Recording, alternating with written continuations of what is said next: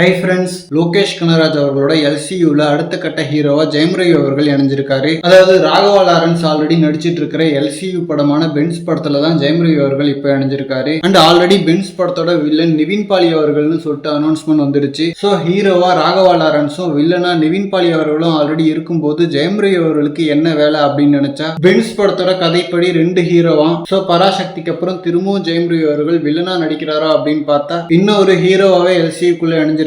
And already Lokesh அவர்களோட டைரக்ஷன்லயே ஜெயம் ரவி அவர்கள் நடிக்க வேண்டியது. சோ இப்ப ஃபைனலா லோகேஷ் அவர்களோட யூனிவர்ஸ்குள்ள வந்துட்டாரு. அண்ட் இன்னொரு பக்கம் கூலி சொதப்பல்னால லோகேஷ் அவர்களுக்கு கொஞ்சம் பின்னடைவா இருந்தாலும் நல்ல வேலையா கூலி படம் எல்சியூக்குள்ள வரல. ஏன்னா எல்சியூக்குள்ள இந்த அளவுக்கு சொதப்பி இருந்தா அதுக்கப்புறம் அது எல்சியூ யூனிவர்ஸையே பாதிக்கும். அடுத்து வரப்போற எல்சியூ படங்கள் மேல எல்லாருக்கும் ஒரு சந்தேகம் வரும். சோ எல்சியூக்குள்ள மட்டும் லோகேஷ் அவர்கள் பெருசா சொதப்பிடக்கூடாது. அந்த வகையில கூலி படம் ஸ்டாண்ட் அலோன் படமா அமைஞ்சது நல்லதுதான். அண்ட் அடுத்து கைதி 2ல லோகேஷ் அவர்கள் கம்பேக் கொடுப்பாருன்னு பார்த்தோம். பட் ஆனா அதுக்குள்ள ரஜினி அண்ட் கமல் அவர்கள் சேர்ந்து நடிக்கிற படத்தை இயக்குறாரு அப்படின்ற மாதிரி நியூஸ் வந்துடுச்சு. சோ அதனால இப்போதைக்கு நெக்ஸ்ட் எல்சியூ படமா பென்ஸ் படம் தான் இருக்க போது. மேபி அந்த ஒரு எல்சியூ ஷார்ட் பிலிம் வரலாம். அண்ட் ஒரு பக்கம் இன்னைக்கு ரவிமோகன் அவர்கள் அவரோட ப்ரொடக்ஷனை லான்ச் பண்ணிருக்காரு. இந்த ப்ரொடக்ஷன்ல இப்ப பண்ண போற 2-3 படங்களையுமே அனௌன்ஸ் பண்ணிருக்காரு. ஒன்னு பாத்தீங்கன்னா யோகி பாபு அவர்களை வச்சு ஜெயம் ரவி அவர்களே இயக்குறாரு. இன்னொன்னு பாத்தீங்கன்னா டிக்கிலோனா படத்தோட இயக்குனர் படத்துல ஜெயம் ரவி அவர்களே ஹீரோவா நடிக்கிறாரு. அண்ட் ஆல்சோ இவரோட ப்ரொடக்ஷன்ல யங் டேலண்ட்ஸ்க்கு நிறைய வாய்ப்பு கொடுக்க போறதாவும் சொல்லியிருக்காரு. சோ ஜெயம் ரவி அவர்கள் ஒரு தயாரிப்பாளராக வெற்றி பெறணும்னு சொல்லிட்டு வாழ்த்திக்கலாம்.